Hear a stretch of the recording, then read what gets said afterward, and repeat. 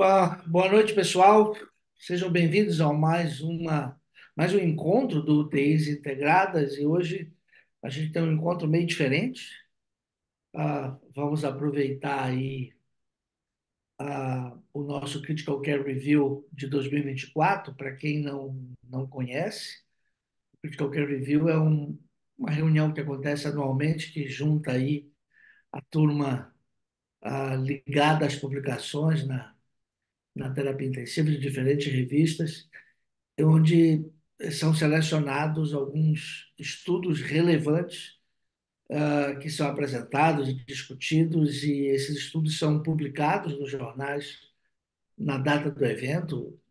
Isso agora, né, porque o evento começa a cada ano a ganhar mais prestígio, ah, e nós vamos contar hoje com o apoio da Viviane Cordeiro Veiga, do Israel Maia e do Alexandre Biasi Cavalcante, e cada um deles vai apresentar dois estudos que eles estão destacando dentre os principais trials que foram apresentados. Na reunião do CCR deste ano, foram 11 trials. Então, vocês vão ter aí, eu diria que o suprassumo do suprassumo, né? Então, na visão aí da Vivi, do Israel e do Alê, esses são os seis de mais destaque de uma coisa que já é destaque. Então, vamos aproveitar. A nossa dinâmica hoje, pessoal, nós vamos ter aí 10 minutos para cada um apresentar, e depois dessa apresentação nós temos aí uns 5 minutos para discutir perguntas. Todos podem ficar à vontade para perguntar e tirar dúvidas. Eu só pediria que a gente hoje fosse bastante objetivo nos comentários e perguntas, para a gente poder ganhar tempo. Nada de ficar fazendo uma revisão do que já foi dito. Perguntas assertivas e respostas assertivas para a gente permitir que mais gente participe. Ok? Então, nós vamos começar com a Vivi, e a Vivi vai falar para nós. O primeiro estudo aí vai ser o Blink. Vivi, vamos lá. Beleza, bom, boa noite a todos, obrigada pela presença de todos vocês. Então, nós três escolhemos esses seis estudos, então, como o Ederlon bem falou, né, o Critical Care Reviews já é um evento esperado para quem trabalha, para quem gosta, né, da pesquisa em terapia intensiva, e até aqui eu aproveito para dar uma dica para vocês. O Critical Care Reviews, ele tem um site, e você pode se inscrever gratuitamente nesse site, porque você para receber o paper do dia. Então, eles todos os dias eles mandam um paper diferente de forma gratuita para quem se inscrever no site, e vale muito a pena para se atualizar, tá bom? Depois eu coloco no chat aqui para vocês o site e para facilitar para todo mundo. Bom, então o primeiro artigo que eu escolhi foi o Blink-3. Então, o Blink-3 ele foi publicado no JAMA agora, né, no dia 12 de junho de 2024, e na verdade acabou sendo um combo. Então, foi o RCT juntamente com a revisão sistemática e meta-análise, e junto com um editorial. Então, aqui eu vou fazer um compilado aí dos três materiais para vocês. Então, para a gente começar falando de um racional, né, e o porquê. Então, o Blink-3, só iniciando, ele comparou a infusão de beta-lactâmicos em infusão contínua versus a infusão intermitente. Então, o racional desse estudo foi o seguinte: acredita-se que a administração de beta-lactâmicos em infusão contínua, ela permite que a gente mantenha concentrações acima da concentração inibitória mínima. Isso a gente já tem vários trials publicados, inclusive esse no Clinical Infectious Disease, do mesmo autor do Blink-3. No entanto, quando a gente vai olhar os trials relacionados aí a essa pergunta, então será que essa infusão contínua ela tem superioridade? Quando a gente vai olhar os trials, quando a gente vai olhar as meta-análises, ainda a gente não tinha evidência tanto quando a gente falava de cura microbiológica quanto de desfechos. E aqui eu trouxe para vocês alguns trials que falam sobre esse assunto e que a gente ainda estava sem resposta. Então, o que foi o Blink-3?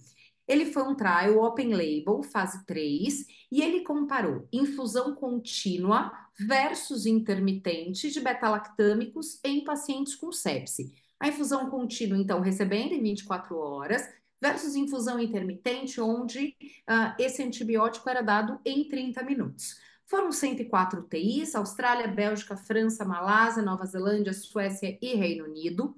Período de inclusão, março de 18 a janeiro de 23, onde a gente teve um follow-up até abril de 23. Critérios de inclusão, pacientes adultos, maior ou igual a 18 anos, com infecção suspeita ou confirmada, que estavam recebendo tratamento ou com piperacilina e tazobactam ou meropenem e que tinham pelo menos uma ou mais disfunções orgânicas. A randomização e a intervenção, como é que foi feita? Randomização 1 para 1, e a intervenção tinham algumas considerações em relação à dose do antibiótico. Então, ele deixava uma liberalidade da dose, tanto da pipitazo quanto do meropenem, ser determinado pelo clínico. Mas ele dava uma dosagem de referência, que seria 14 gramas dia de piperacilina com tazobactam ou 3 gramas dia de meropenem. Isso era a dose de referência do estudo. E todos os participantes, eles receberam pelo menos uma dose de antibiótico antes da randomização. E o estudo também permitia que se fizesse um switch entre os antibióticos, entre os dois antibióticos. Então, era permitido que se escalonasse pipa e tazo para meropenem e vice-versa. Então, isso era permitido no estudo. Quando a gente fala de desfechos do estudo, desfecho primário, mortalidade em 90 dias, desfechos secundários, cura clínica, nova aquisição, colonização ou infecção por um micro-organismo multiresistente ou uma infecção por Clostridioides difficile, né, até 14 dias, mortalidade em UTI e mortalidade hospitalar. Aqui é importante a gente ter a definição de cura clínica, que é um ponto forte aí do estudo, é quando ele considera que esse paciente recebeu o tratamento completo do antibiótico por até 14 dias, sem recomeçar em até 48 horas o antibiótico pelo mesmo processo infeccioso, tá? E como desfechos terciários, dias livres de UTI, hospitalar, ventilação mecânica e terapia renal substitutiva em até 90 dias.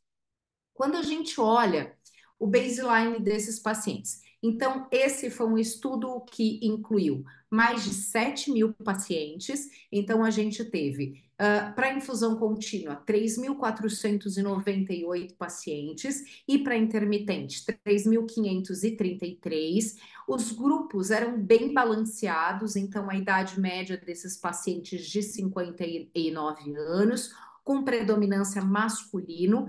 Maioria destes pacientes, então 34% versus 33% aí nos grupos, eram provenientes da emergência, 28% eram da própria unidade de internação das instituições, e quando a gente vai olhar o sítio primário de infecção, aproximadamente 60% nos dois grupos, o sítio primário de infecção era pulmonar, seguido aí de infecções intraabdominais. Quando a gente olha as primeiras 24 horas de randomização, 70% de ambos os grupos, eles receberam inotrópico antes da randomização. Bom, e aí o que foi visto então nesse estudo? E aqui um ponto super importante, tá? Quando a gente vai olhar o desfecho primário do estudo, então por todas as causas de mortalidade, a gente vê um P de 0,08.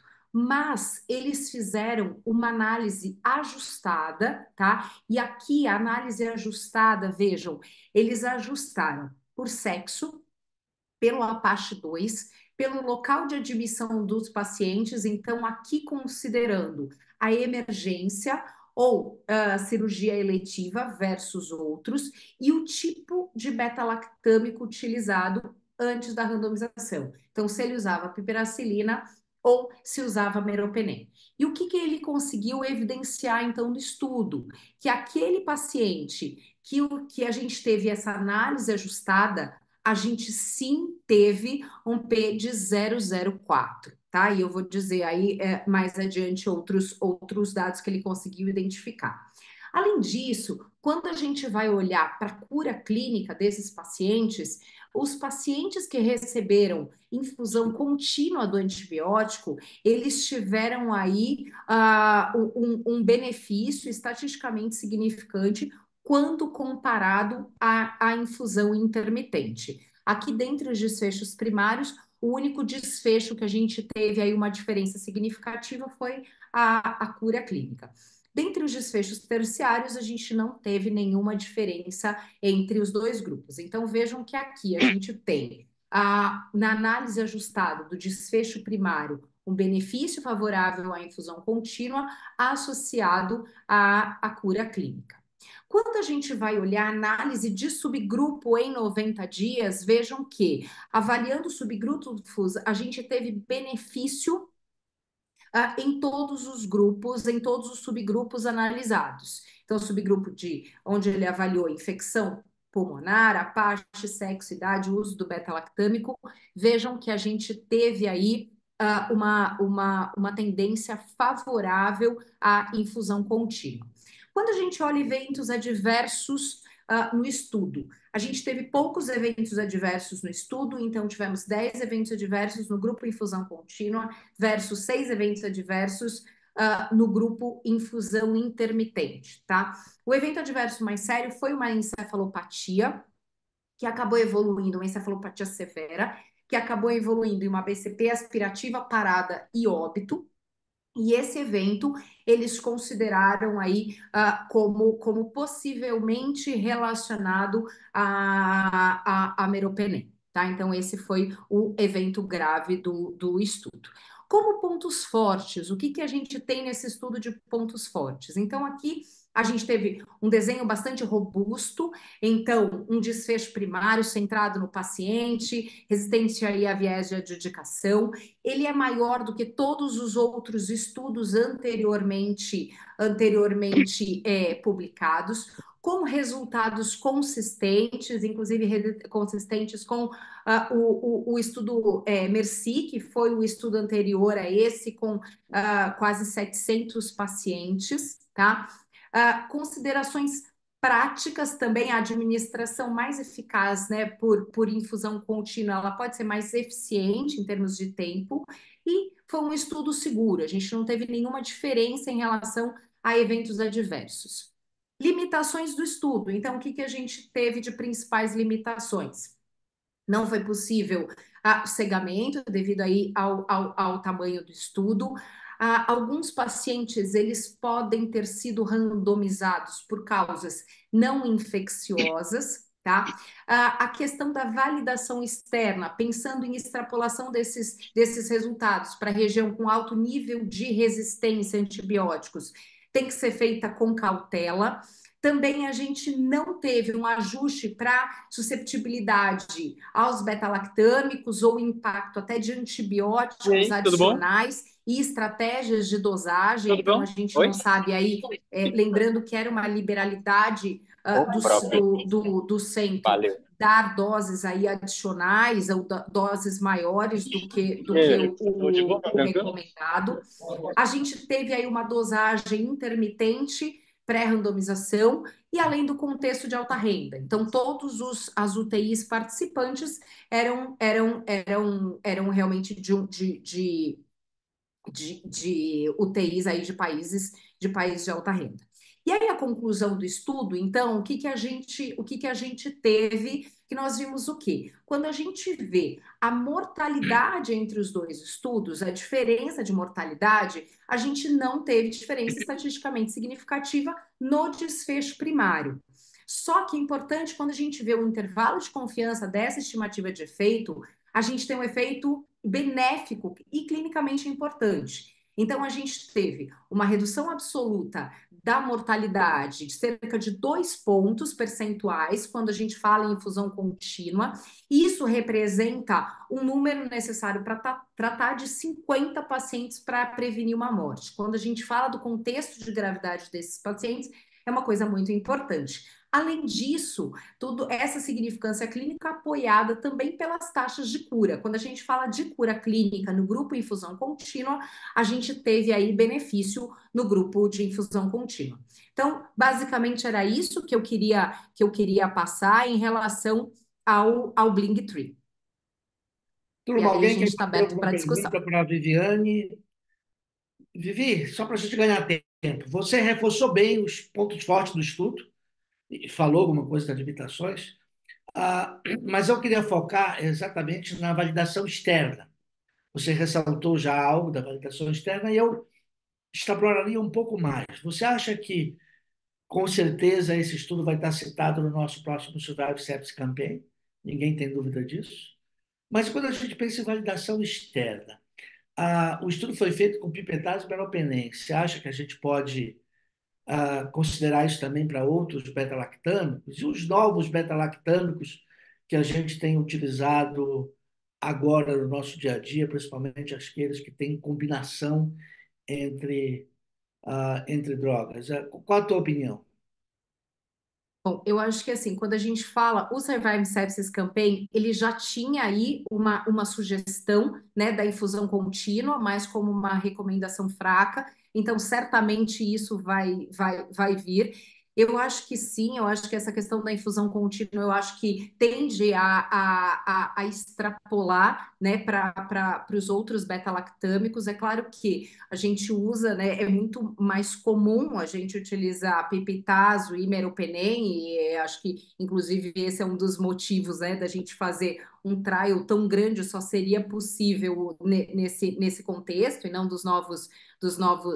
dessas medicações mais novas, mas acho que sim, eu acho que é uma tendência da gente poder extrapolar, assim, para outros beta-lactâmicos.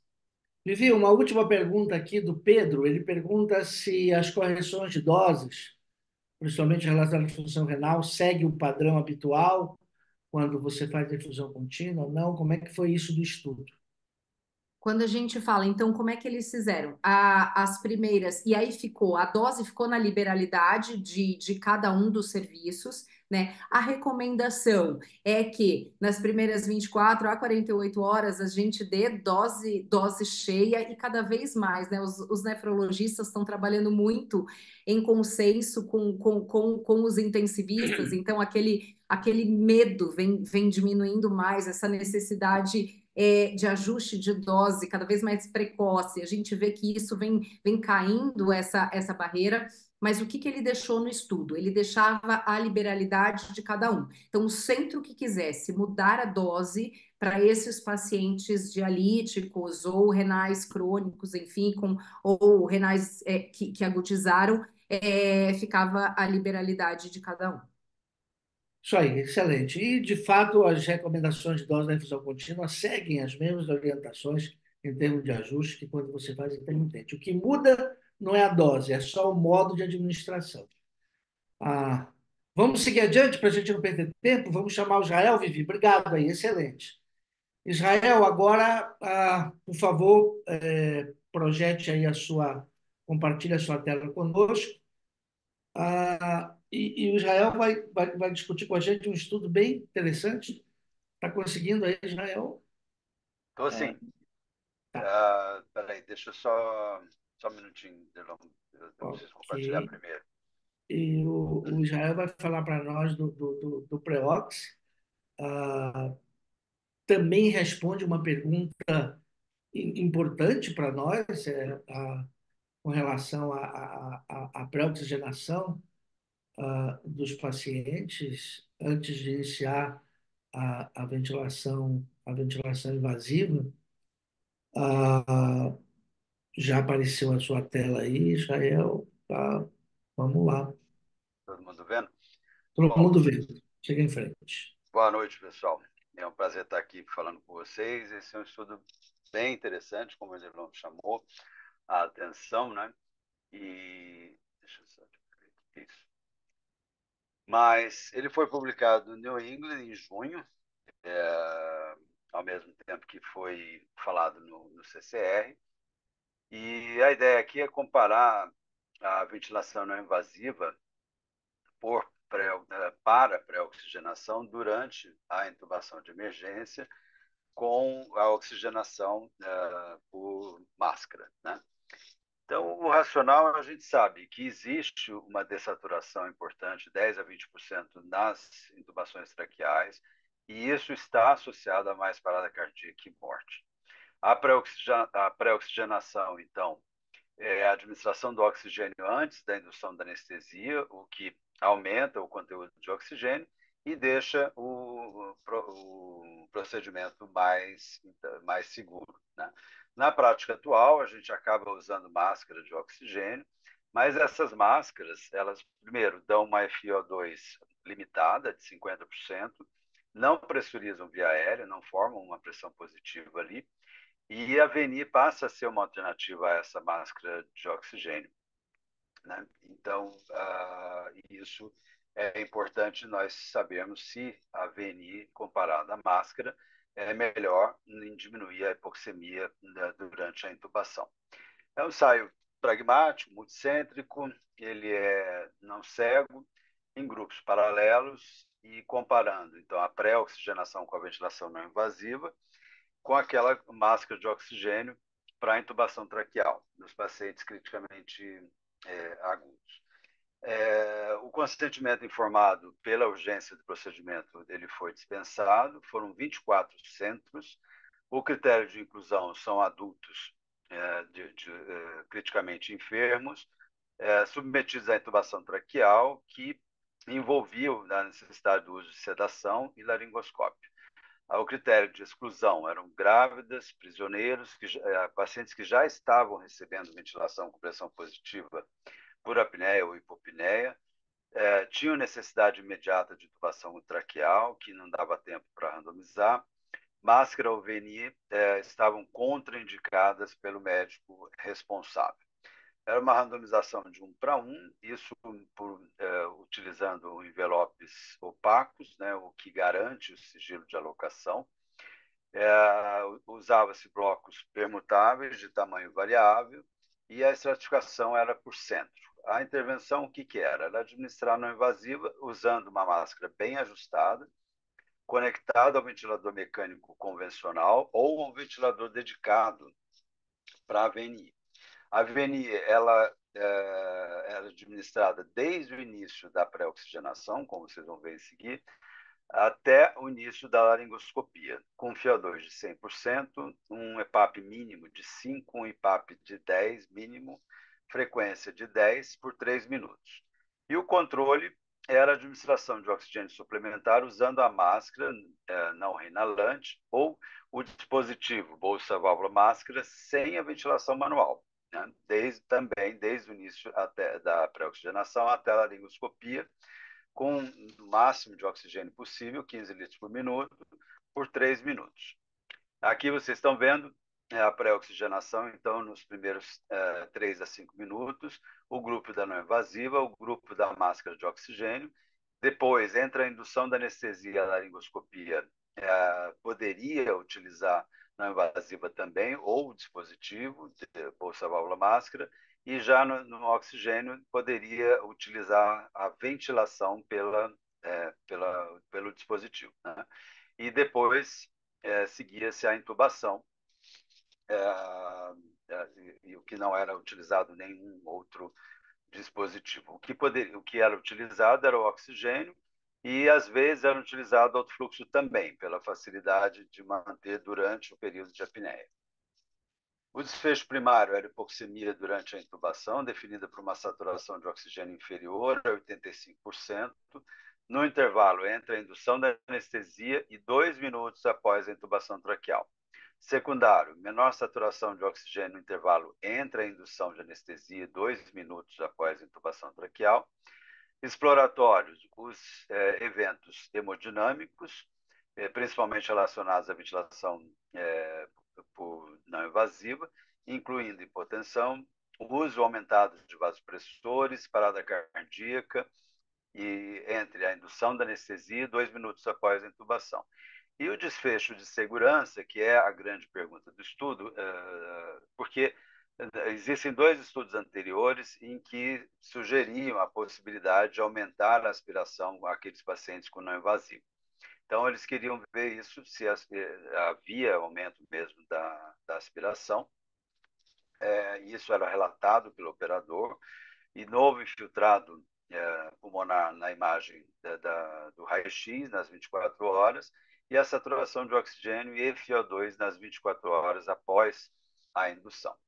Então, a análise estatística, eles queriam ver se, na verdade, com 1.264 pacientes, a gente tem um poder aí de 85% para achar uma diferença absoluta de 6 pontos percentuais entre os grupos, considerando que a hipoxemia no grupo controle ela é esperada em 17%, mas considerando que existia uma expectativa de dados ausentes aí de 3%, então essa amostra foi para 1.300. Eles fizeram uma análise interina com 650 pacientes.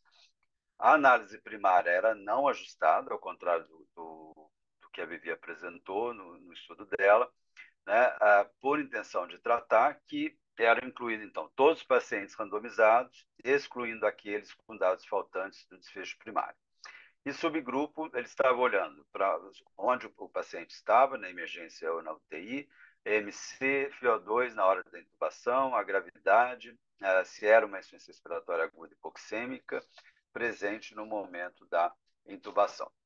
Os resultados, então, entre março de 2022 e outubro de 2023, nós tivemos aí 1.301 pacientes que foram submetidos à randomização, 645 no grupo da não invasiva, 656 no grupo do oxigênio, sendo que a grande maioria daqueles randomizados para não invasiva realmente utilizaram não invasiva, da mesma forma da máscara de oxigênio, com uma quantidade aí de crossover, né, de utilização de um para o outro bem pequena, tá certo? Foram 16 UTIs, a idade mediana em torno de 61 anos, 48% tinha insuficiência respiratória hipoxêmica, a intubação foi realizada na UTI 73%, no pronto-socorro 27%, e 86% das intubações foram realizadas por residentes ou fellows. Do ponto de vista de grupos, eles eram muito bem balanceados em termos de idade, sexo, comorbidades, nada de demais para pensar em desbalanço. Aqui, olhando para esse painel da esquerda, eu quis trazer, então, a característica dos operadores. Então, os operadores, eles tinham aí uma média, uma mediana de número de intubações prévias em torno de 50 de cada grupo, tá igual. A maior parte eram intensivistas, seguido aí de medicina de emergência, mas a grande maioria, como já foi falado, era de residentes e fellows em treinamento. As características, a via aérea não era uma via aérea difícil, vocês podem ver que a gente tem aqui de dificuldade coisas que a gente vê no dia a dia, que é líquido, obstruindo a visualização da via aérea, das cordas vocais, a dificuldade de abrir a boca, a circunferência do pescoço um pouco maior, mas isso um volume em torno de 9 a 10% que é esperado. Quanto também, com curiosidade, quis trazer o que se usou em termos de sedação. O principal sedativo para a indução foi etomidato, e seguido de ketamina, né? E em relação aos bloqueadores neuromusculares, a maior parte usou ronquurônio, seguido de succinilcolina.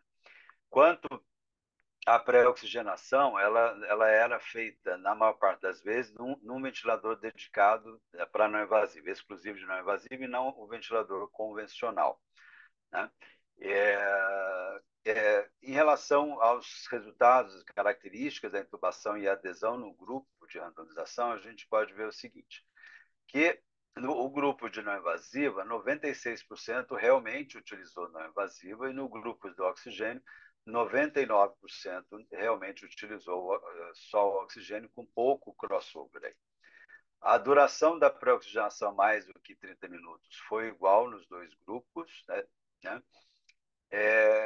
A menor saturação de oxigênio durante a pré-oxigenação, né? A maior parte deles tinha uma saturação acima de 95% durante a pré-oxigenação, e com 10 a 11% menor do que isso. Quanto ao tempo da indução, na indução, na verdade, né? A saturação de oxigênio mediana é bem igual, né? O que a gente vê de diferença é a pressão sistólica mediana, ela foi menor na não invasiva em relação à máscara. Os sedativos, eles foram iguais, né? E o uso de bloqueador neuromuscular também foram iguais nos dois grupos. Quanto à duração do intervalo entre a indução e o início da laringoscopia, o oxigênio suplementado na maior parte dos pacientes, 95%, pressão positiva em todos os pacientes que estavam na não invasiva, mas em 30% daqueles que usavam oxigênio, porém, a pressão positiva naquele grupo que usava oxigênio não era com não invasiva, era principalmente com a própria ventilação, com a máscara, o dispositivo bolsa-válvula máscara bem ajustada à face. Tá? E aí, outra coisa que é interessante, 83% usou vídeo da laringoscópio. Aí vocês estão vendo que a maioria era Cormac-Lehane grau 1, né? E utilizaram bugie, 20% utilizou bugie. O sucesso na primeira intubação foi alto, de 82%. O sucesso da intubação na primeira laringoscopia também. E o número de tentativas de laringoscopia, uma vez, que é bem importante. Quanto ao desfecho primário, né, lembrando que a porcentagem de pacientes com saturação menor que 85 durante o intervalo entre a indução e 2 minutos após a intubação. Então, isso ocorreu em 9% na VNI e 18% no controle, sendo que a diferença de média aí foi de menos 9% a favor da VNI, né, e de forma significativa, lembrando que eles esperavam que no grupo controle ia ter 17% de hipoxemia. Quanto ao desfecho primário, a gente já viu. Ao desfecho secundário, a gente tem uma mediana de saturação, da menor saturação menor aqui no oxigênio, então a favor da não invasiva. Em relação aos desfechos exploratórios, né? Então, a menor saturação, aquela que tinha menos de 80%, era mais comum de ter saturação menor do que 80% no grupo da máscara, comparado à não invasiva. Também menor do que 70%, mais comum no grupo da máscara, comparado à não invasiva, apesar de ser pouco, mas sim. O grande temor aí da parada cardíaca foi maior no grupo de oxigenoterapia, da máscara, né, de forma significativa, apesar de que 1% só, na VNI basicamente nenhum. E os desfechos exploratórios de segurança, então, a aspiração reportada pelo operador não foi diferente entre os grupos, ou seja, não foi maior na não invasiva, que era o que queria se ver. Novos infiltrados no raio-x, ou novo pneumotórax, ou a mediana de saturação em 24 horas, também não foram diferentes entre os grupos, e também os desfechos clínicos exploratórios, como dias livres de VM, ou de UTI, ou mortalidade hospitalar, não foram diferentes entre os grupos. Quanto ao subgrupo, o único subgrupo que se mostrou significativo, que a não invasiva foi melhor, naqueles, ou diminuía mais a chance de hipoxemia naqueles pacientes que tinham um índice de massa maior ou igual a 30. Né? Então, vocês veem aqui que é bem diferente comparado o oxigênio tendo maior hipoxemia comparado àqueles que utilizaram a não invasiva. Então, as limitações do estudo: 20% dos pacientes elegíveis não foram randomizados por falta de pessoal do estudo, né? Então, eles eram elegíveis, porém não podiam ser randomizados, o que pode gerar um viés de seleção.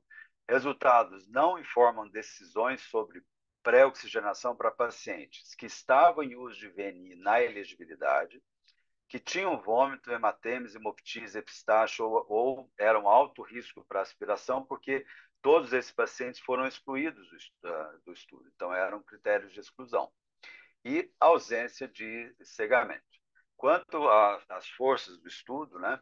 Então, o tamanho da amostra, que é bastante grande, alta taxa de adesão no grupo randomizado, grande validade externa, né, pois incluiu pacientes com vários centros e também, tanto na UTI quanto no PS, e o risco de viés do observador foi minimizado, pois os avaliadores do desfecho eram certos, né?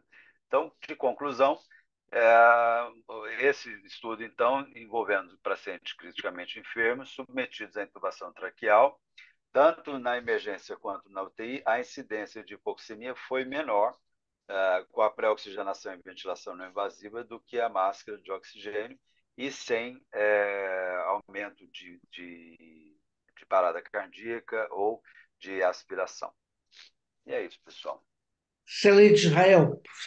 Sabe que quando eu vi esse estudo a primeira vez, eu fiquei um pouco incomodado. Primeiro que você destacou, ele é muito pragmático, né? E isso tem sido uma tendência cada vez maior, né? O não cegamento, ok, é um estudo com mais de 1.000 pacientes, mas diferente do estudo que a Vivi apresentou, ele não, o desfecho não é um desfecho duro, e aí você fica preocupado com o impacto ah, desse excesso de pragmatismo, por assim dizer, num estudo onde o desfecho primário não é tão desfecho duro. E a gente fica com esse incômodo. Mas quando eu olho para qual é a coisa que a gente mais quer evitar com a pré-oxigenação? A parada cardíaca. E aí você teve uma no grupo da VNI e 7 no grupo da máscara. Isso, de alguma forma, me fez repensar um pouco na minha impressão inicial. O que você acha disso? Olha, Derlon, realmente assim, isso para mim, eu não vou te dizer que eu saiba exatamente se é essa o esperado nos estudos em geral, mas no dia a dia a gente raramente não vê ocorrer paradas cardiorrespiratórias durante a intubação naquele paciente que é entubado na hora certa, né? Então, eu acho que aquele cara que demorou para poder intubar, né? Ele já tinha critérios de intubação anteriores e aquilo foi adiante. Eu acho que esse é o que a gente poderia ter mais parada cardiorrespiratória. Mas, obviamente, não foi isso que aconteceu no estudo, porque o estudo tinha critérios Bem definidos, né? bem definidos, né? Mas eu acho que sim, eu acho que em relação à não invasiva, ela poderia dar mais hipotensão, isso poderia complicar mais, né, e ajudar mais nessa questão de ter mais parada, mas não foi o que a gente viu, né? Então, não saberia explicar por que a máscara, teoricamente, né, ali a gente vendo que teve mais parada na máscara do que na não invasiva, talvez porque a gente tem uma diferença aí de 9% de hipoxemia a mais para a máscara, o que provavelmente deve ter sido a causa principal da parada, né? Concordo com você. Um outro achado curioso do estudo é que nós podemos dizer que hoje mais de 80% dos pacientes estão sendo entubados com videolaringoscopia, né? Ou seja, há uma É, mudança de prática muito clara. não. O Israel, nada científico a pergunta agora, viu? Esqueça o seu viés científico. Você agora, quando for recomendar o teu residente, que é quem provavelmente vai fazer a próxima intubação na UTI, que ele pré-oxigênio com ventilação não invasiva, num paciente que não estava em não invasiva previamente? Bom, na verdade, já é minha prática clínica, já. Então, a gente usa bastante na invasiva, mais do que a máscara. Então, agora, com certeza, eu vou usar mais. Excelente. Provocação boa. Obrigado, Israel. Um abraço. Vamos correr Eu para a que gente dar agradeço. conta do nosso tempo aí. Se Vamos lá. alguém quiser, enquanto o Alexandre se arruma aí, fazer alguma pergunta para o Israel, dá tempo. Ale, já vá colocando aí a sua tela. Fica aberto aí para se alguém quiser explorar um minutinho. O Ale agora vai entrar com a gente aí com o Revise. A, e aí a nossa, durante muito tempo, a musa dos estudos da terapia intensiva volta de novo aí com o assunto que ela vem há décadas tentando, tentando responder a pergunta aí. Bom, boa noite, pessoal. É isso mesmo, né? A Deborah Cook ela é uma das estrelas, né, do grupo de pesquisadores do Canadá e que começou a grandes trials em terapia intensiva e ela é a primeira autora desse paper. O pessoal da Austrália também foi autor, foram colaboradores. Então, vou falar do Revise, que é esse estudo que segue uma linha de pesquisa mesmo do grupo lá do Canadá, principalmente da Deborah Cook, já há décadas mesmo, como falou Ederlon. E é, esse estudo, então, avaliou a profilaxia para úlcera de estresse durante ventilação mecânica. É, esse estudo foi publicado agora em julho no New England, então foram alguns dos estudos publicados lá no CCR também foram simultaneamente publicados no New England, inclusive esse daqui. E aqui está um pouquinho da justificativa do estudo, né? Então, são pacientes que já foram avaliados em outros trials, um deles, o SUP-ICU, foi um estudo que avaliou exatamente o pantoprazol, e nesse ensaio clínico, o pantoprazol, ele reduziu o risco de sangramento digestivo alto, em comparação ao placebo, mas ele, num subgrupo de pacientes, não em todos, parecia aumentar o risco de óbito, né, no subgrupo de pacientes mais graves. Então foi um achado assim que levantou um pouquinho foi um ponto de atenção, embora não tenha sido da população global. Aí um outro ensaio clínico que é o PEPTIC, que foi do randomizado em cluster, também sugeriu, esse não foi pantoprazol contra placebo, foi um inibidor de bomba de próton, mas contra antagonista de receptor de histamina, e sugeriu também aumento no risco de óbito, principalmente nos pacientes mais graves. Então, ficou essa dúvida aí se potencialmente poderia haver esse evento adverso associado aos inibidores de bomba de próton. Na meta-análise que era disponível a respeito, você tinha um efeito de benefício de redução de sangramento, uma sugestão de aumento de pneumonia, mas não havia efeito deletério na mortalidade na meta-análise. Bom, vamos ao Revise. Foram 68 hospitais que participaram. Fiquei surpreso que teve um hospital aqui no Brasil que participou também, em Belo Horizonte. Foi o colega que é o Gilmar Reis, que tem colaborado com o pessoal do Canadá que participou. Mas principalmente foram centros aqui do Canadá, da McMaster e da Austrália que fizeram a coordenação do projeto, dividiram a coordenação. Então, um grupo de pesquisadores super experiente, né? E os pacientes, assim, critérios de inclusão bem simples, são basicamente é o paciente que precisa de ventilação mecânica e que o clínico acha que vai continuar, não vai ser estubado hoje, que vai seguir em ventilação mecânica pelo menos até o dia subsequente.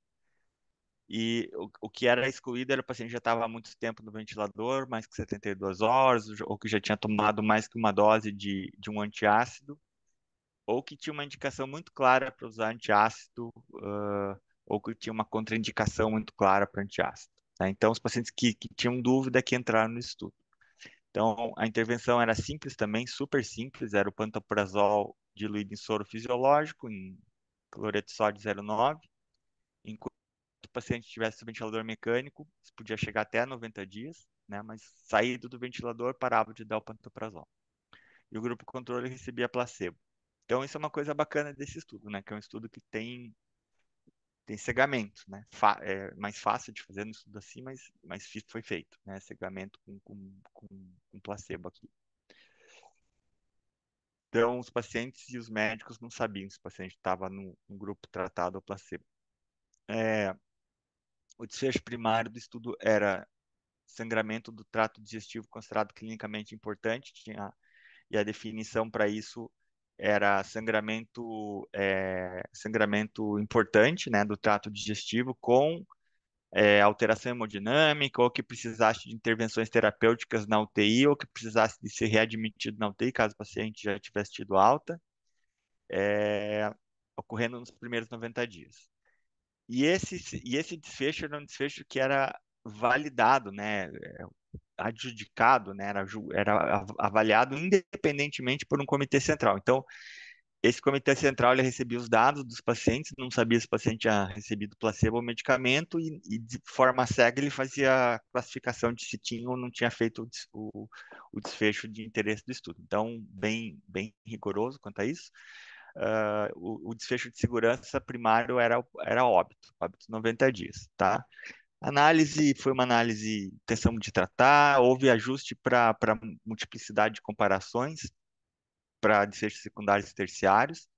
Então, esse estudo randomizou quase 5.000 pessoas, 4.900. É, Aqui a gente teve, tanto do lado do pantoprazol quanto do lado do placebo, em torno de 36, 40 e poucas perdas aí pós-randomização, né? E essas perdas foram principalmente porque a família não consentiu que o paciente entrasse no estudo, naqueles casos de consentimento deferido, né? Quando se tenta o consentimento, em algumas situações, os comitês de ética permitem, só depois que o paciente entrou no estudo, então, em alguns casos, as famílias negaram o consentimento. Bom, aí entrando nas características dos pacientes, aqui um resumo, né, das principais características: idade média na casa dos 58, a PASH score típico é de um paciente grave geral que está na UTI, em ventilação mecânica, em torno de 22, 2/3 do sexo masculino, 1/3 feminino, maior parte dos pacientes, 70 e poucos por cento, paciente clínico, em torno de 12, 13% paciente cirúrgico, e tinha uns 15, 13% de paciente com trauma. Então, por definição, né, 100% dos pacientes estavam em ventilação mecânica e 70% aqui usando vasopressor. Então, um perfil de paciente razoavelmente grave, tá? E aí a gente vai para o desfecho primário do estudo. Houve 25 casos, né, de sangramento digestivo alto, clinicamente importante, no grupo tratado com pantoprazol, contra 84 casos de pacientes que acabaram sangrando no grupo placebo. Então, caiu de 84 casos para 25, é uma queda de 3,5% para 1%. Então, é uma diferença de 2,5% absoluta, né, com intervalo de confiança aí de 1,6 a 3,3, ou seja, exclui o acaso. Quando a gente transforma isso em hazard rate, o risco relativo é 0,3, então é uma redução bem expressiva mesmo do ponto de vista relativo aí de risco de sangramento, com P bem significativo. E do lado da segurança, quando a gente olha a mortalidade, não teve diferença, né? Foi 29% de óbito do lado do pantoprazol, contra 30,9% do lado do placebo. Realmente não tem diferença. E quando a gente olha assim a estimativa de efeito, até se qualquer coisa, quase todo intervalo de confiança está para o lado do benefício, não do malefício. Ou seja, não dá para falar nada não piora a mortalidade, tá? Dá para a gente ficar tranquilo que não piora a mortalidade. Aí os desfechos secundários, né, que eram algumas preocupações também, puxa, vai aumentar a pneumonia? Não teve diferença de pneumonia. Clostrídio, foram poucas infecções, 1,2% do lado do pantoprazol contra 0,7% no lado do placebo, não foi significativa a diferença. Diálise não teve diferença, óbito não teve diferença na UTI no hospital. E aqui uma outra definição, que é uma outra definição de sangramento que foi feito aí até com famílias, com pacientes, que eles achavam importante. Por essa definição, também houve uma redução de 4,2% para 1,5% no sangramento bem significativo, tá? Análise subgrupo clássica, nenhuma dos valores de P aqui, para a gente olhar se houve mudança de efeito conforme o subgrupo é significativo, mas de qualquer jeito, essas análises a gente sabe que elas têm poder limitado, né? E quando a gente olha o risco de sangramento, parece que o paciente que mais se beneficia em termos de reduzir sangramento são os pacientes mais graves, que são esses com a PASH mais alto, do que os pacientes que têm um pouquinho menos de redução, mas tem redução também, que são os pacientes menos graves. Por outro lado, a hora que a gente olha a mortalidade, isso se inverte, né? Você tem um efeito mais evidente em mortalidade do lado do paciente menos grave e um efeito um pouco diferente para o lado do neutro, do lado do paciente mais grave. Mas nada disso é significativo, tá, gente? Então, assim, quais que são as forças? É um ensaio clínico, randomizado, muito grande, muito bem conduzido, com né, a adjudicação central dos sangramentos, né, essa classificação reforça aí a avaliação do desfecho, que é o desfecho primário do estudo. Também as análises dos desfechos secundários, elas foram bem cuidadosas do ponto de vista estatístico. Então, você pode analisar cada valor de P, porque todos eles foram ajustados e a gente não teve nada de importante em desfecho secundário, a não ser redução de sangramento mesmo. Mas tem limitações, né? Algumas que são menores, aí o fato de que eles não tiveram avaliação de efeito direto na microbiota. A questão da definição de pneumonia é sempre um problema controverso e difícil. Eles usaram a classificação CIPIS, mas por essa classificação não teve diferença. E eu acho que a maior limitação desse estudo, mas é uma coisa que já é mais ou menos é o habitual nos estudos randomizados, que é a análise de heterogeneidade de efeito de heterogeneidade de efeito de tratamento acaba sendo muito limitada, acaba sendo essas análises subgrupo clássicas, um grupo por vez, essa análise tem baixo poder e tudo isso, né? Mas é o que foi feito aqui.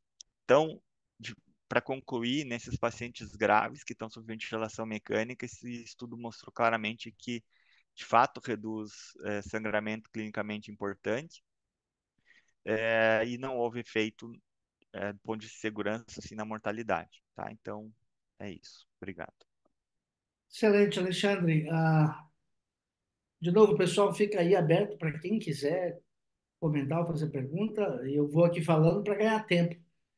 Esse estudo tem uma particularidade, né, Alexandre, que assim, é irretocável do ponto de vista de desenho, né?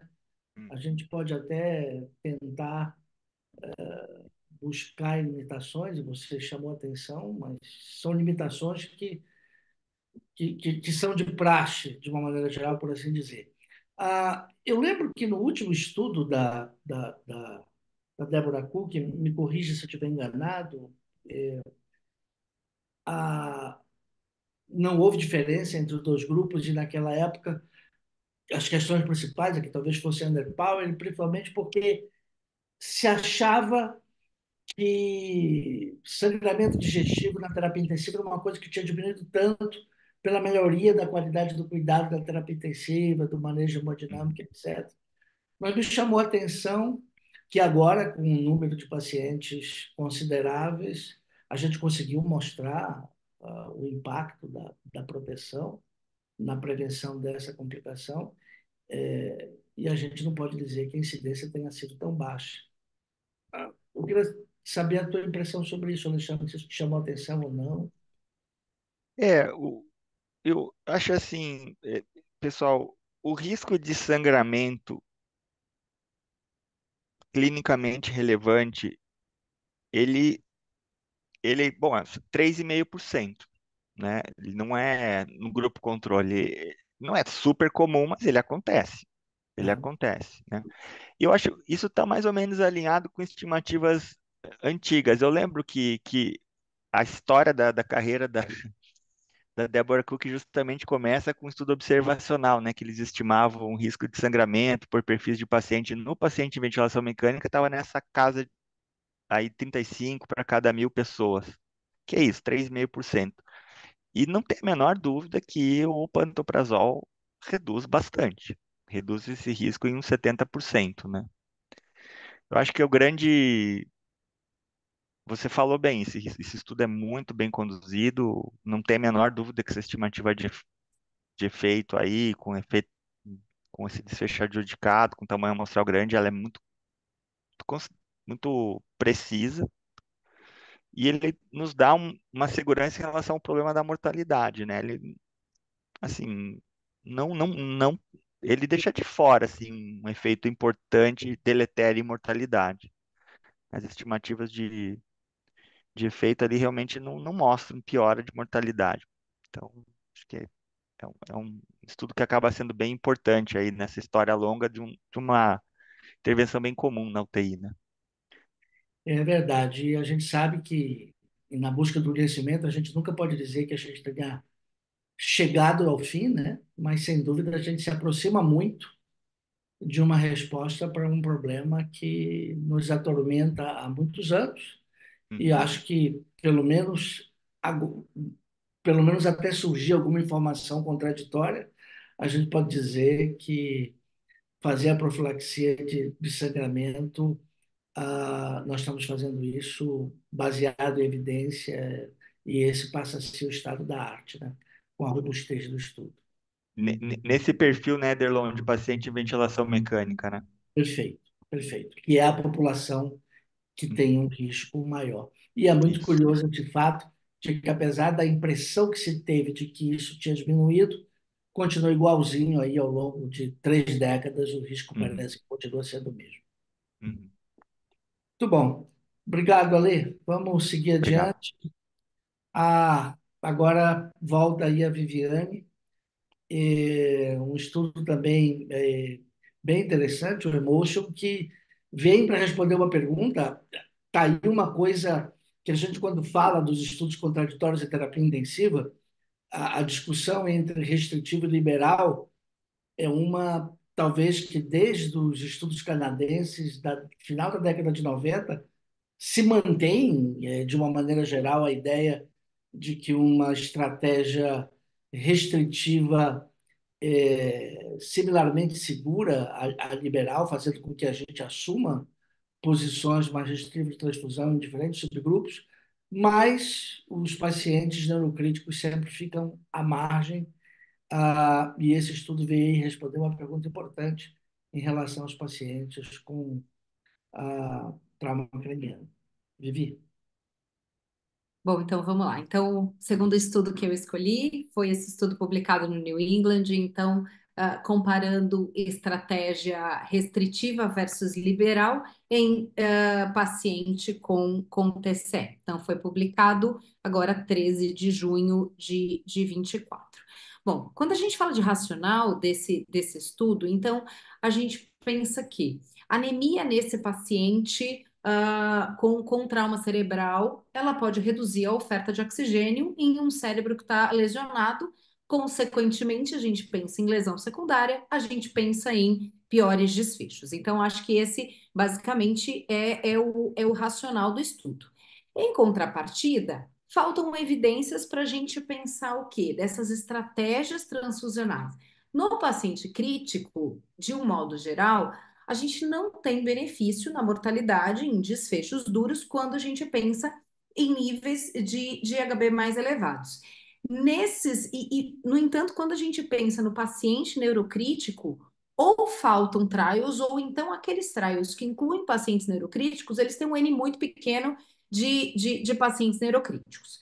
Então, esse foi o racional do estudo. Então, dentre os métodos, então, é um estudo prospectivo, randomizado, open-blinded no endpoint, né? Então, é um probe trial design.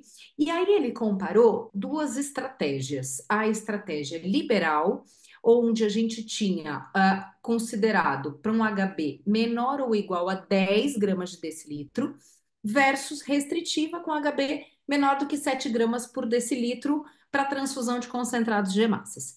34 centros, Canadá, Reino Unido, França e Brasil. E aqui, com muita alegria, né, que a gente fala que o Luiz Marcelo, do HC de São Paulo, é um dos autores desse importante paper. Inclusão entre setembro de 17 a abril de 23. Critérios de inclusão: adultos maiores ou iguais a 18 anos, todos tinham que estar internados em ambiente de terapia intensiva no momento da randomização. eles tinham que ter um TCE moderado ou grave e todos tinham que ter algum grau de anemia. Então, eles tinham que ter um basal com HB menor ou igual a 10 gramas por decilitro. Critérios de exclusão. Pacientes que receberam transfusão na UTI antes da randomização, e aqui ele deixa bem claro que esses pacientes eles poderiam ter recebido transfusão na unidade de internação ou no PA, eles só não poderiam receber transfusão na UTI, e aqueles pacientes que tinham alguma contraindicação a receber concentrado de hemácias ou algum tipo de recusa para transfusão. Randomização 1:1, lembrando que por a recomendação do estudo, então a metodologia do estudo, ele receberia uma unidade de concentrado de hemácias por vez e unidades adicionais, elas foram transfundidas a depender do limiar que era especificado. E nestes pacientes, eles continuavam aí no grupo da randomização e esse alvo transfusional, ele era mantido até a alta da UTI. Como desfecho primário, e aqui, quando a gente olha desfecho de estudos de pacientes neurocríticos de uma forma geral, o desfecho primário está muito mais relacionado, o desfecho duro é muito mais relacionado à dependência funcional, né, ou do que óbito propriamente dito. Isso é uma característica muito comum de estudos em pacientes neurocríticos. Então, o desfecho primário era o desfecho pela GOS Extended, então, em 6 meses, e o desfecho secundário, ele tinha como desfechos secundários mortalidade, independência funcional, qualidade de vida e depressão em 6 meses. Aqui é uma questão já importante do estudo, em que a gente tinha alguns desbalanços, e aqui eu já falo de uma das limitações do estudo, tá? Ele tinha aí um desbalanceamento nas características basais desses pacientes, tá? Então, assim, eram pacientes, como era de se esperar, num perfil de pacientes com TCE, pacientes mais jovens, a maior causa desse trauma, né? Muitos de TCEs por acidente, de carro ou de bicicleta, enfim. Quando a gente olha, e aqui é importante, né? E aqui era o principal desbalanço, era Glasgow em relação ao basal deste paciente, onde a gente tinha aí algumas diferenças importantes quando a gente caracterizava os dois grupos de pacientes. Quando a gente olhava, então, esses pacientes, e aqui uma coisa super importante, quando a gente fala de neurocrítico, também falar de lesão secundária, o que eles tinham de insulto secundário antes da randomização? Então, veja, aproximadamente 25% dos dois grupos, ele teve episódios de hipotensão, em torno de 17% dos dois grupos, episódios de hipoxemia, uma grande parte destes pacientes com hipertensão intracraniana, então vejam que mais de 30% dos pacientes dos dois grupos, eles tinham hipertensão intracraniana, e a hemoglobina na randomização, ela era de 9 nos dois grupos. Aqui é uma tabela mostrando como é que se comportou esses níveis de hemoglobina ao longo aí desses primeiros 28 dias, né? Comparando, então, a estratégia liberal com a estratégia restritiva. Lembrando aqui que eles começaram aqui num ponto muito semelhante e aqui é o comportamento aí dos dois grupos ao longo de 28 dias. Então, aqui a gente tinha o grupo intervenção e um grupo controle. Então, foi um estudo de 742 pacientes, tá?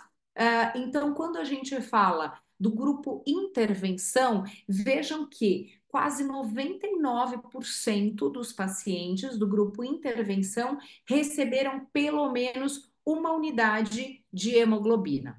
Quando a gente fala do grupo controle, então a gente teve 367 pacientes no grupo controle, a gente tinha 38% dos pacientes que receberam pelo menos uma unidade de concentrado de hemácias.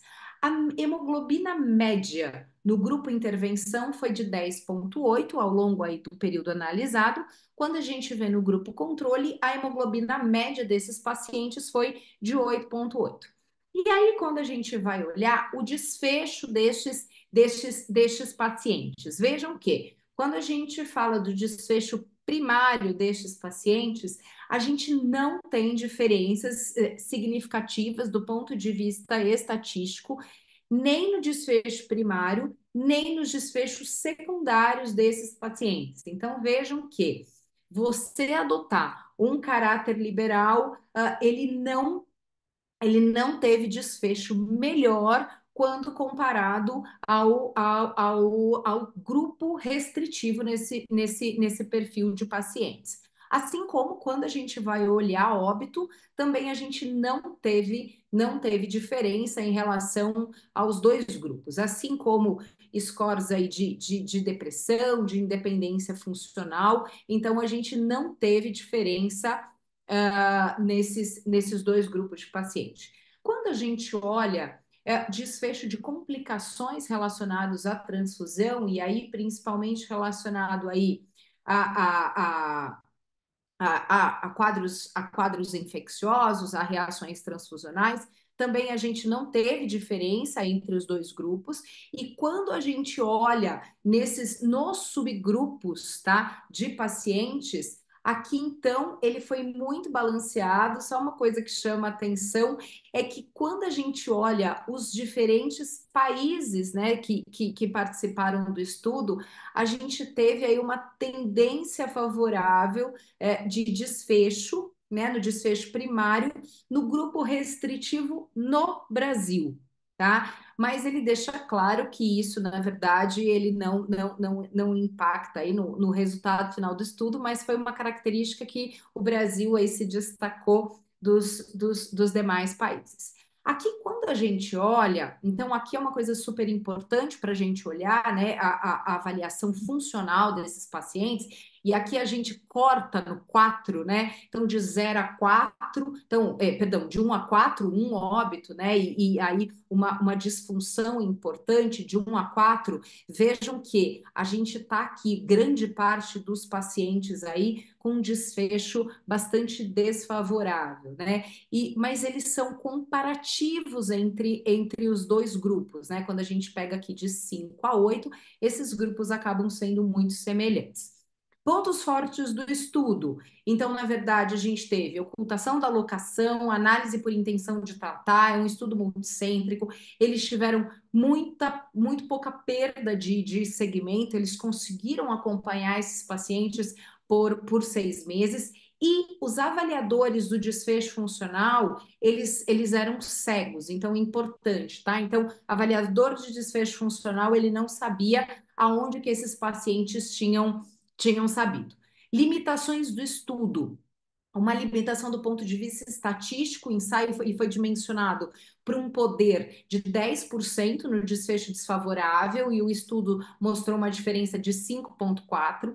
Havia um desbalanço inicial, e há também, eles estão prevendo já uma análise bayesiana como aí uma continuação aí dessas análises. Quando a gente vê em termos de segurança, e aqui só para finalizar, a gente não teve nenhuma reação transfusional grave. Quando a gente fala de eventos trombóticos, eles foram muito parecidos nos dois grupos, e síndrome do desconforto respiratório agudo, 3,3 na estratégia liberal, 0,8 na estratégia restritiva. Então, aqui, a conclusão do estudo é que a estratégia liberal, ela não diminuiu o risco de um evento desfavorável em 6 meses, de um desfecho desfavorável nesses pacientes com TCE. Então, era basicamente isso. Muito bom, Vivi. Ah, acho que os resultados eles são alvissareiros no sentido de manter o mesmo direcionamento em relação a outros estudos e outros subgrupos de pacientes. Mas eu queria que você comentasse um pouquinho no desbalanceamento entre os grupos ah, ah, o grupo liberal ele parecia ser de pacientes um pouco mais graves. Você Exatamente. acha que isso, de alguma forma, faz com que a gente tenha algumas ressalvas aí? Eu acho que sim. Então, essa questão do desbalanço inicial e principalmente, né, quando a gente fala do desfecho neurológico, né, que é um desfecho funcional, quando a gente olha o perfil desses pacientes, o perfil de entrada, infelizmente esse grupo liberal ele tava bem desbalanceado. Então, aqui é uma ressalva, realmente é importante que a gente tem que ter cuidado nessa análise. Tanto é que eles mesmos falam que eles vão fazer uma análise bayesiana, eles vão fazer outras análises adicionais desse estudo. Então, esse é um ponto importante aí de ressalva. A impressão que eu tenho é que, pelo menos, o estudo trouxe para a gente uma percepção de que a nossa preocupação talvez fosse mais exagerada do que realmente a gente deva ter. E uma outra coisa muito interessante, que eu acho que é um achado do estudo, quando você tem uma meta de manter o paciente com hemoglobina acima de 10 na UTI, você vai transfundir todo mundo. Vai. Isso eu acho que foi um achado do estudo muito interessante. Eu também acho. Eu acho que essa questão da hemoglobina de 10 você vê, né? 99% dos pacientes receberam pelo menos um concentrado, né? Então, quer dizer, tá over, né? Tá, ô, Tá over. excelente. Ok, Vivi. Muito obrigado. Vamos seguir em frente aí, porque a gente tentar garantir o nosso tempo. Volta agora o Israel. Vocês foram bastante seletivos nas escolhas dos estudos, né? Isso é que eu chamo de viés de seleção. Vamos lá. Cada um escolheu o seu nicho, né? Baita viés de seleção. E eu dizendo aqui que os caras escolheram os 6 melhores lá dos 11. Eu preciso fazer um ajuste nisso, né? A gente precisa fazer aqui uma declaração, né? Então, disclaimer aqui, a gente foi para nossa, cada um para sua zona de conforto, vamos dizer assim, da sua área que mais gosta. Essa que é a verdade. Com certeza. Então, pessoal, aí como eu já entreguei, o Israel agora vai falar para a gente de uma outra questão que é muito importante, que é a mobilização precoce dos pacientes sob ventilação mecânica. E nós vamos falar aí sobre a utilização do cicloergômetro nesses pacientes. Israel, por favor. Vamos lá. Então, esse estudo foi publicado no New England Evidence, também é do grupo canadense, né? O grupo canadense aí, matando a pau nesse CCR, com a Deborah Cookade Sr. E a ideia é avaliar o cicloergômetro no leito de forma precoce nos pacientes com ventilação mecânica. Então, do ponto de vista racional, a gente sabe que os pacientes gravemente enfermos eles podem perder até 2% da massa muscular. O músculo da perna representa 75% da massa muscular, portanto, são os mais vulneráveis. Na alta hospitalar, 40% dos sobreviventes na UTI desenvolvem nova fraqueza e deficiências funcionais. A reabilitação física para pacientes em ventilação mecânica, incluindo a mobilização precoce, pode mitigar essa deficiência. E houve um estudo anterior dos australianos, no ano passado, mostrando que havia uma preocupação quanto à segurança da utilização, então, da reabilitação precoce nesses pacientes. Então, esse era um dos motivos do estudo. É um estudo clínico randomizado, multicêntrico, ocorreu em vários países, não é cego, né? Ele avaliou os efeitos da cicloergometria precoce no leito, mais a fisioterapia, versus a fisioterapia sem cicloergômetro, em adultos que iniciavam os procedimentos dentro dos primeiros 4 dias de VM. Os pacientes elegíveis eram adultos, capazes de andar de forma independente antes da doença crítica, estavam dentro de 4 ou menos dias do início de VM, estavam dentro de 7 ou menos dias de admissão da UTI e tinham uma expectativa mínima de 2 ou mais dias de permanência na UTI. Exclusão é uma condição aguda que prejudica a capacidade de pedalar, né? Então está muito instável. Fraqueza neuromuscular, afetando membros inferiores e instabilidade cardiovascular. A randomização foi uma randomização na rede, então garantindo o sigilo de alocação, também era feita por blocos, a estratificação era por centro e por idade.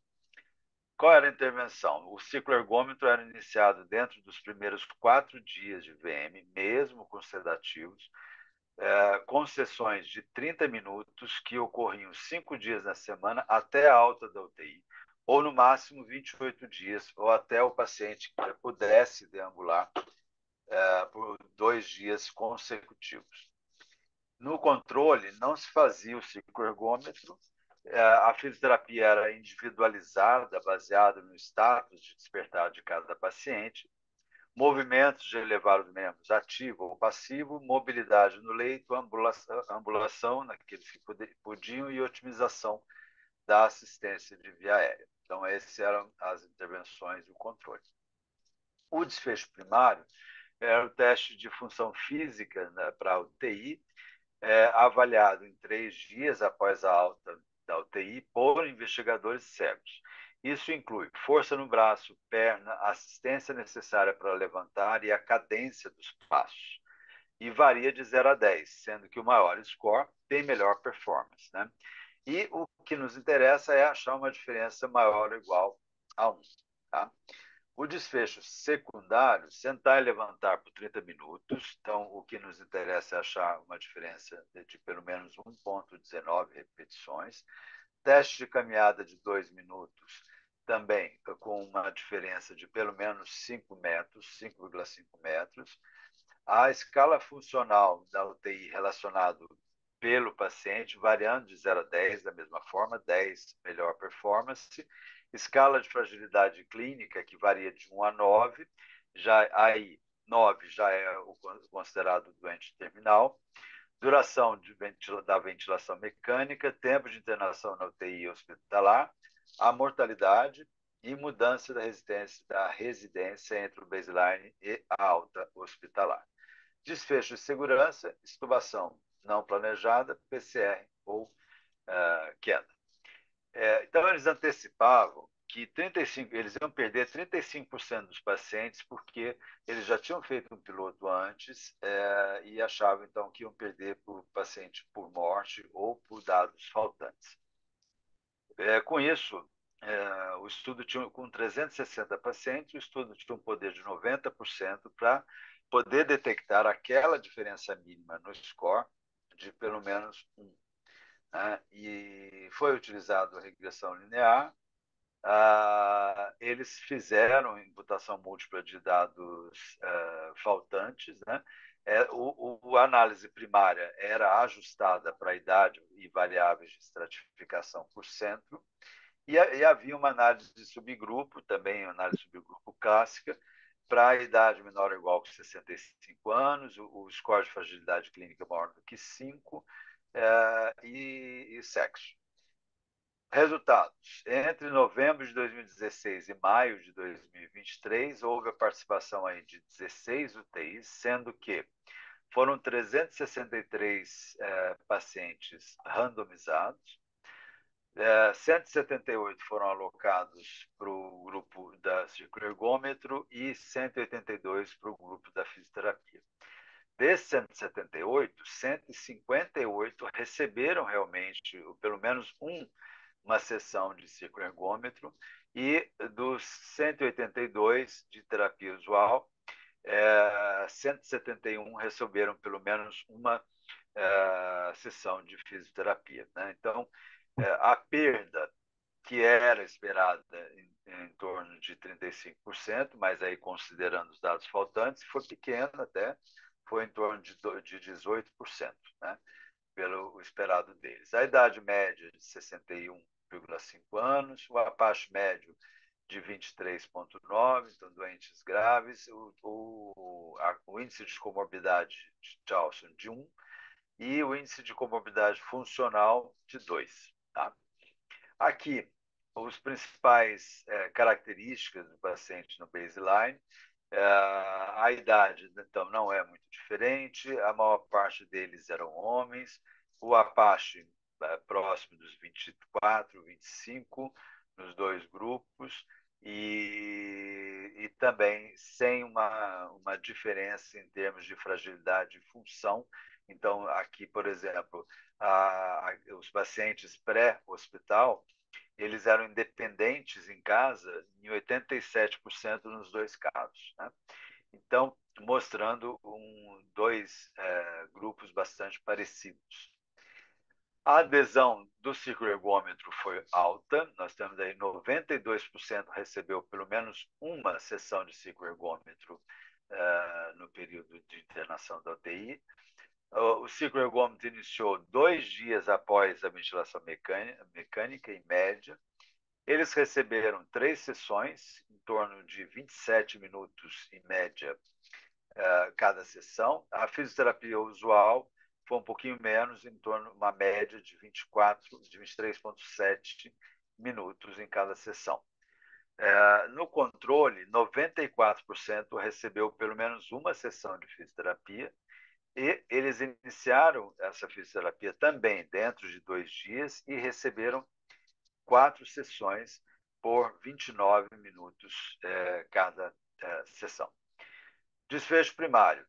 Nosso principal teste aqui, né, o teste de função física, 3 dias após a alta da UTI, não foi diferente entre os dois grupos. A gente pode ver que a diferença aqui foi pequena, né, e um P aí não significativo.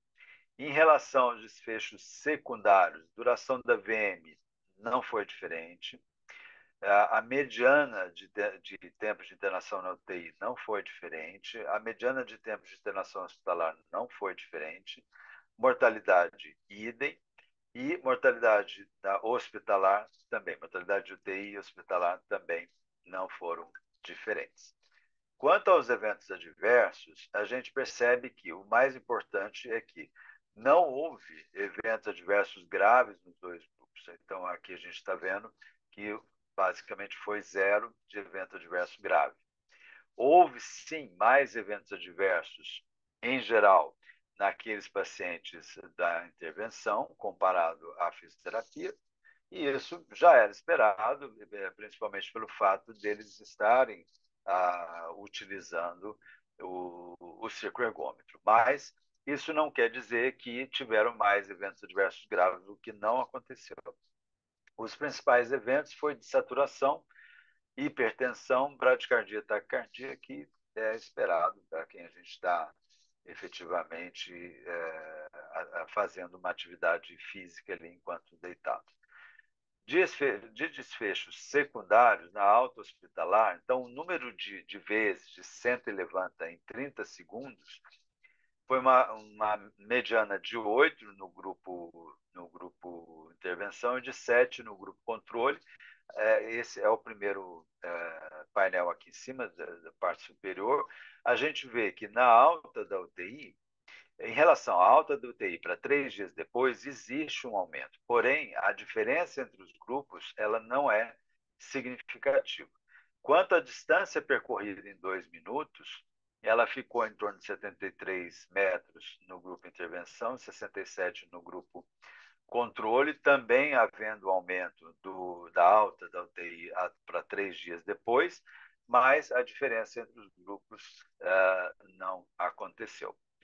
Limitações do estudo. A capacidade de trabalho limitada dos fisioterapeutas, o que impediu o recrutamento de todos os pacientes elegíveis. Então, lá no flowchart do estudo, a gente vê que 300 e poucos pacientes não foram randomizados porque não tinha fisioterapeuta que desse conta. Né? Também, da mesma forma que o outro estudo, trazendo um possível viés de seleção. A ausência de protocolos uniformizados nos centros para os testes de respiração espontânea e retirada diária da sedação, não havia um protocolo uniformizado. Também haviam muitos dados faltantes relacionados a delírio desses pacientes. As principais forças do estudo é a ampla validade externa, então, o paciente basicamente utilizou todo mundo que estava em ventilação mecânica, né? E a alta taxa de adesão a uma intervenção bastante complexa. Então, um estudo difícil de fazer, porque para uniformizar essa intervenção em todos os centros é bastante difícil. Conclusão. Desculpa. A reabilitação precoce nos pacientes gravemente enfermos não causou eventos adversos graves, ao contrário dos estudos australianos, em nenhum dos grupos. Para adultos submetidos à ventilação mecânica na UTI, adicionar a cicloergometria precoce no leito à fisioterapia usual não melhorou a função física do paciente 3 dias após a alta da UTI, conforme medido por esse score específico. E é isso. Muito bom, Israel. Você sabe que os nossos estudos anteriores, todos de alguma forma, as respostas foram muito próximas do que a gente esperava. E esse talvez tenha sido o primeiro assim que o resultado frustrou um pouco, não tirando o mérito de que ele foi importante para mostrar segurança da intervenção, né? Você já destacou um pouco aí das limitações do estudo que podem ter contribuído para isso, mas eu queria que você desse uma reforçada, a tua impressão e opinião sobre a questão da dificuldade de se fazer essa intervenção, que todos nós sabemos que é importante, mas ela continua sendo um grande desafio para trazer para o nosso dia a dia.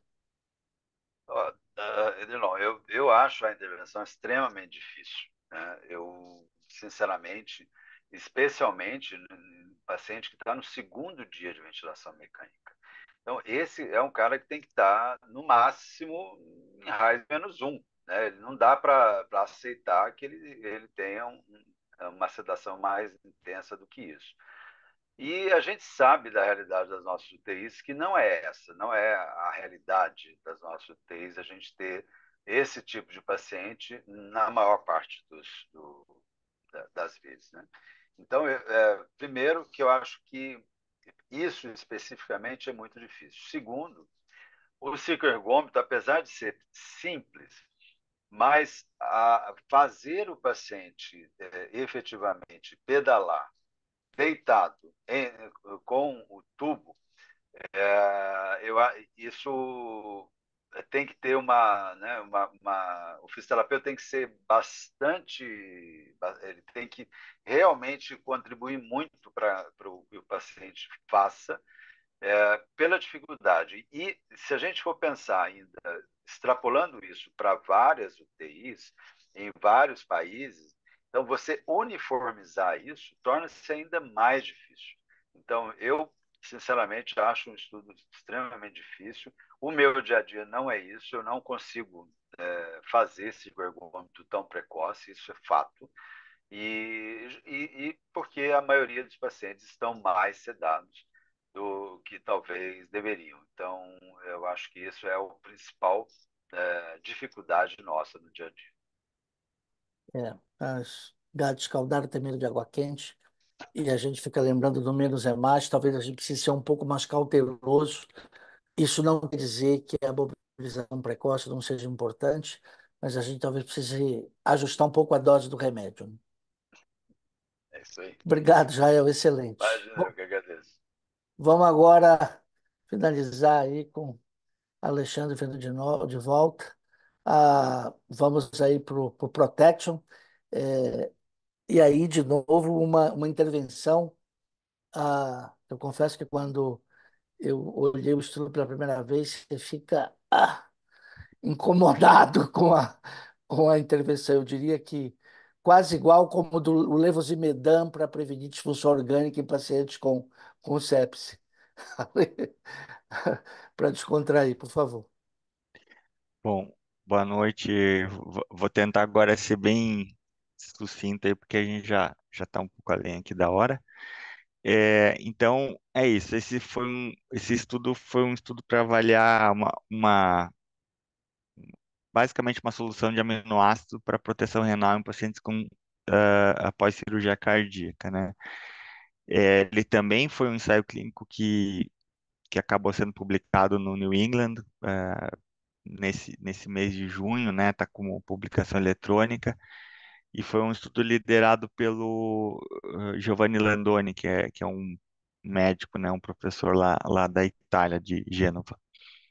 É, bom, então vamos lá. Por que que esse estudo foi conduzido, né, ou qual que foi a justificativa dos autores, né?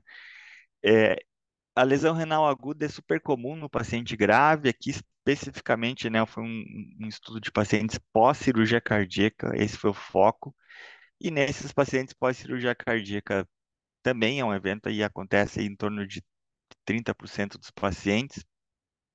E os pacientes que evoluem com insuficiência renal aguda têm pior evolução clínica, pior prognóstico. Não existem medidas específicas, né, com eficácia comprovada para prevenir a lesão renal aguda, a não ser as medidas gerais, né, de evitar que o paciente fique hipotenso, por exemplo, mas não há nada muito específico. Comprovado. Obviamente, a hipoperfusão renal é o principal contribuidor para a insuficiência renal aguda, e em particular nesse perfil de pacientes que é um pouco mais homogêneo, né, que é o paciente pós-cirurgia cardíaca. E qual que foi a justificativa dos autores? Por que de repente sair com essa ideia de fazer solução de aminoácido? Bom, a justificativa é que a solução de aminoácido ela aumenta a perfusão renal porque ela diminui a resistência da arteríola aferente. Isso tem realmente aí modelos em animais que mostram isso. Ele tem esse mecanismo de diminuir o feedback da alça tubulo-glomerular e aumenta a atividade do óxido nítrico sintalase cortical. Em última instância, aumenta a perfusão renal e existem alguns dados em humanos que também sugerem que isso realmente acontece.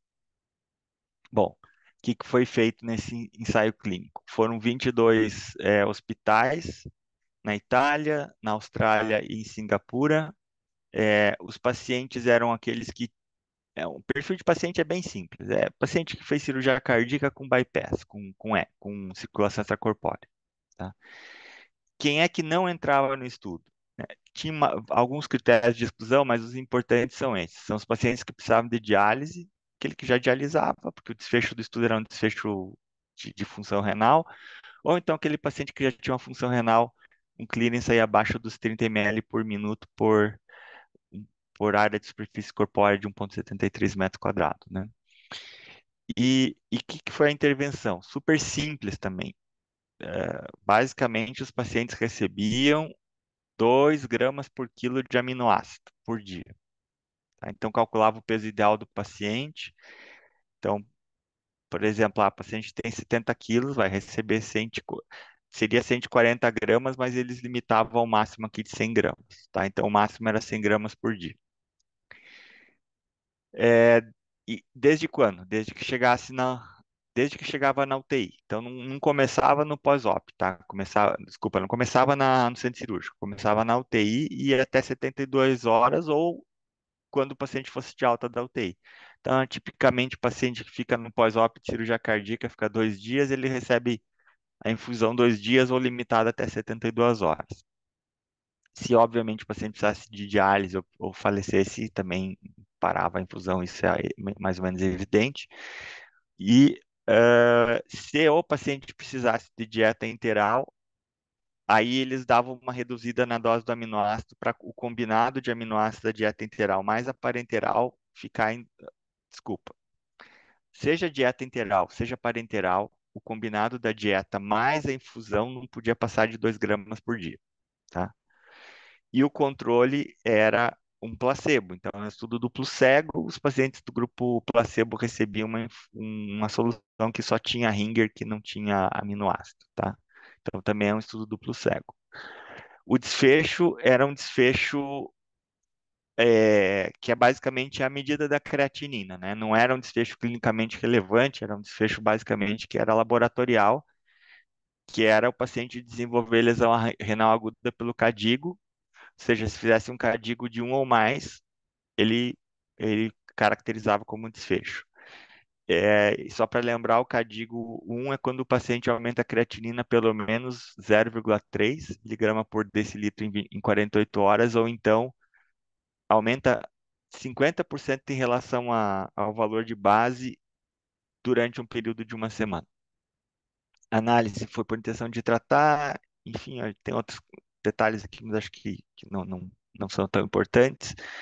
Foi um estudo grande também, de 3.500 pacientes, é, que, que praticamente todos foram incluídos na análise de intenção de tratar, só um paciente que retirou consentimento, então, enfim, virtualmente não teve exclusão pós-randomização.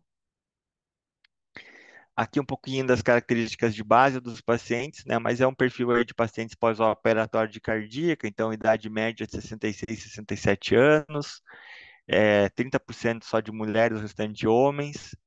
Enfim, o que mais que é importante olhar aqui?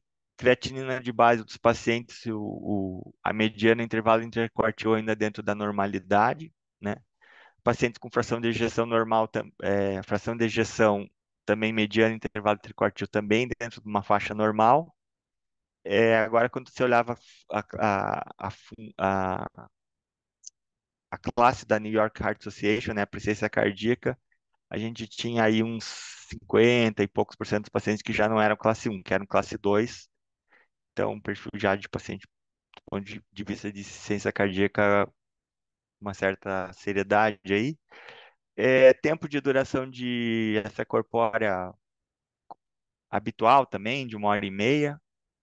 Um terço das cirurgias eram cirurgia de revascularização do miocárdio, mais um terço era de válvula mitral e um terço de aorta, tá?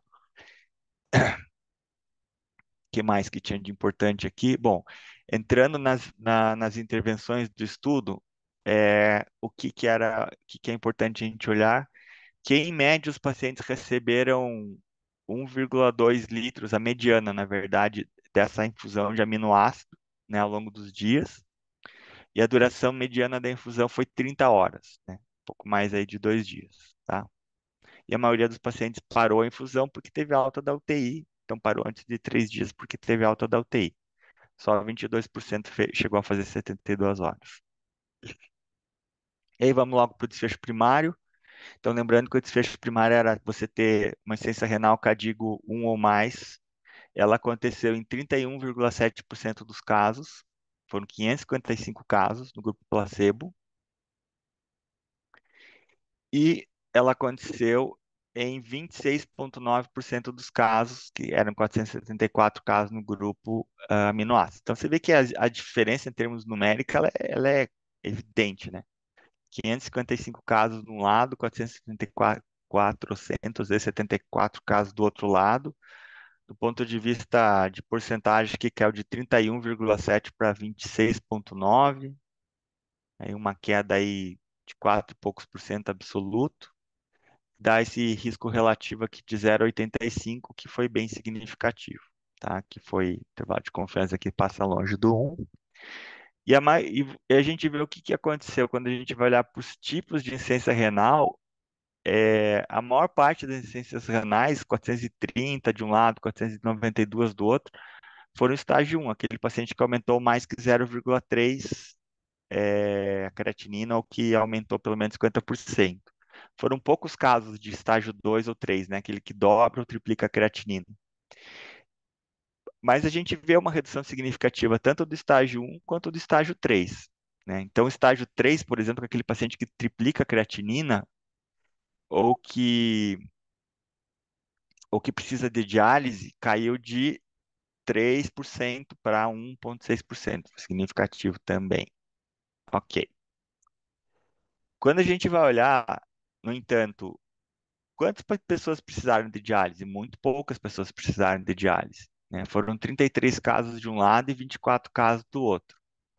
Essa diferença, embora numericamente favorável, que é o grupo que recebeu aminoácido, ela não é estatisticamente significativa. Mas só para a gente também ter uma referência, assim, eu rapidamente fiz uma conta que tamanho de estudo eu precisaria de ter se for verdade que cai a insuficiência renal cai dessa magnitude aqui com necessidade de diálise de 1,9% para 1,4%. Se isso fosse, suponha que a gente fizesse um estudo infinitamente grande e isso que a gente encontrasse. Se isso fosse verdade, que tamanho de estudo eu teria que fazer para ter um poder de 80% ou mais para encontrar esse efeito? Teria que ter mais de 20 mil pessoas. Então é só para dizer também que é muito, muito, muito, muito difícil de fato fazer um ensaio clínico que de fato mostre o efeito dessa intervenção nesse perfil de pacientes para prevenir lesão renal aguda, né? E aí a gente não tem nada significativo para nenhum dos demais desfechos, não muda a morte, não muda os outros desfechos secundários, tá? Aqui é só a curva de creatinina, o valor médio dos pacientes, a gente percebe que a partir do dia 1, em média, as creatininas elas são um pouco maiores no grupo placebo que no grupo aminoácido. As forças, né, um estudo duplo cego, um estudo, enfim, ensaio clínico bem conduzido. Limitações: não tem poder para avaliar o efeito em lesão renal aguda que precisasse de diálise, mas como a gente falou, também não é, seria difícil fazer um ensaio clínico desse, né? Seriam mais de 20 mil pessoas, tá? Mas a gente fica com aquele problema, assim, no final o que a gente está prevenindo é aumentar a creatinina, né? A gente não tem certeza se de fato estaria mudando o risco de precisar de diálise.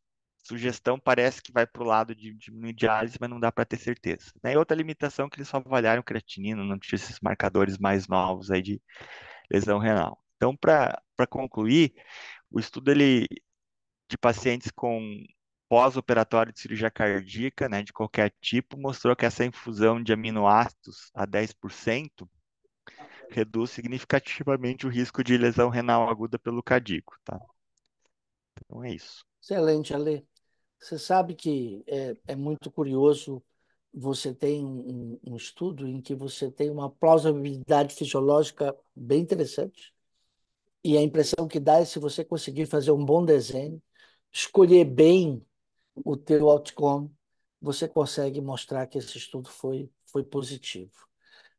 Fica um pouco essa sensação, e como você já comentou, e vamos dar aminoácido para diminuir a creatinina, o quanto isso vale. Mas eu queria fazer um destaque antes de você comentar isso que eu estou falando, que uma mortalidade depois pós-operatória de cirurgia cardíaca de 2%. Ou seja, nós estamos falando de centros de excelência. Eu diria que se a gente for olhar aqui no Brasil, a gente vai ter, na grande média, mortalidade pós-operatória de cirurgia cardíaca bem acima disso, Uhum. no mínimo o dobro, o que talvez nessa população nossa isso possa até aparecer de maneira mais fácil. Qual a tua impressão sobre isso, Ale? De fato, assim, eles realmente tiveram um risco de óbito aqui. Na alta da UTI foi 2%, na alta hospitalar na casa dos 3%. É muito bom, né? E o perfil de paciente que eles operaram ali realmente é um perfil razoavelmente grave, né? Muita É, é, cirurgia valvar, muito paciente é. com insuficiência cardíaca. Então, os resultados são muito bons, de fato.